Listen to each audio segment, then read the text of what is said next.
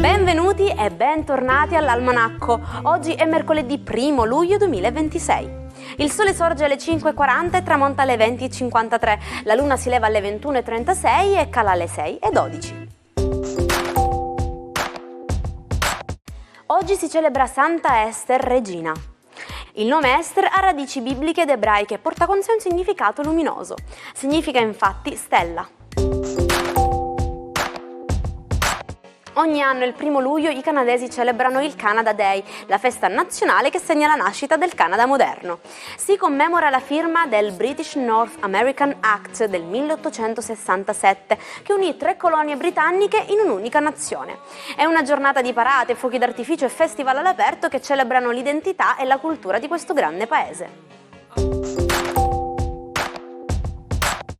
Buon 59esimo compleanno a Pamela Anderson, l'icona di Baywatch che ha segnato l'immaginario degli anni 90.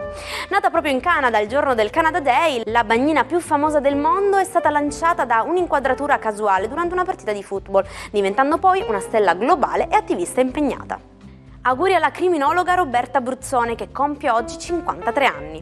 Volto notissimo della TV e consulente in casi che hanno segnato la cronaca nera italiana, dalla strage di Erba al delitto di Avetrana, la Bruzzone ha saputo portare il linguaggio della criminologia e delle scienze forensi al grande pubblico. Spegne 74 candeline il leggendario Dan Aykroyd.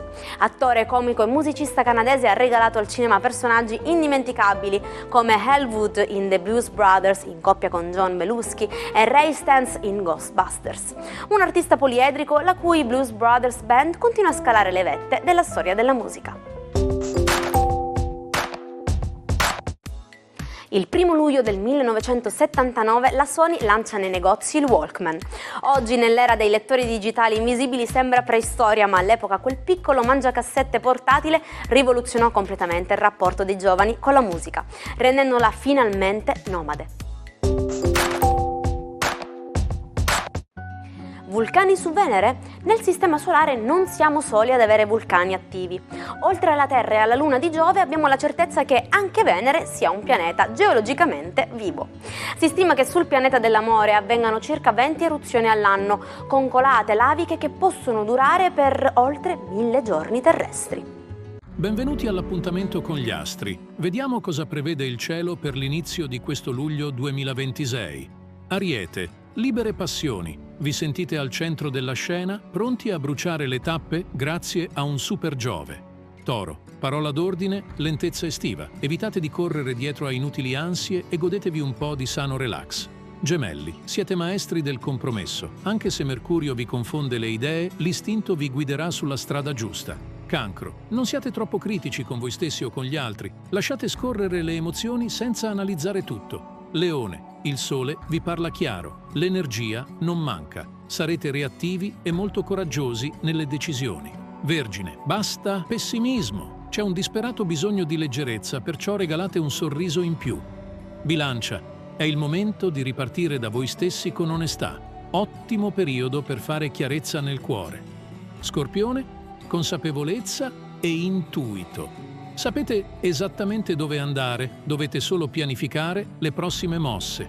Sagittario, qualche piccola incertezza emotiva vi frena, non decidete nulla oggi, prendetevi del tempo. Capricorno, calano le tensioni e migliorano i rapporti. Concedetevi una giornata più distratta e leggera del solito. Acquario, il cielo si distende e vi apre alle relazioni, obiettivi più chiari sia in amore che sul lavoro. Pesci, le stelle accendono le emozioni, ma attenti a non farvi frenare da paure infondate. Abbiate fiducia, che sia per tutti un inizio mese fantastico. A domani con le stelle. Il 1 luglio 1905 viene ufficialmente adottato il segnale di soccorso SOS dai tedeschi. Rispetto ai segnali precedenti, la sequenza in codice Morse 3 punti, 3 linee, 3 punti fu scelta per la sua estrema semplicità di trasmissione e per essere facilmente riconoscibile anche in condizioni di forte disturbo radio.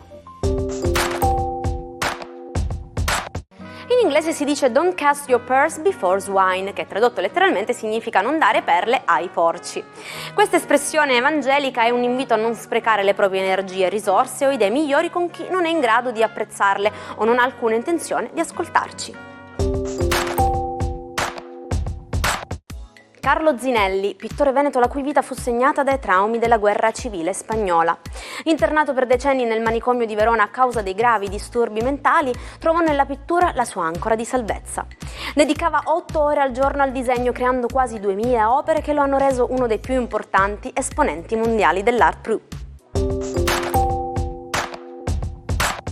E ci salutiamo con la nostra frase del giorno.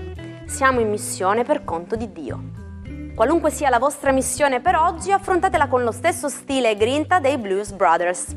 Grazie per aver seguito anche oggi l'Almanacco, io vi aspetto domani sempre sugli stessi schermi alla stessa ora. Mi raccomando, non mancate. Una buona giornata dalla vostra Jaira.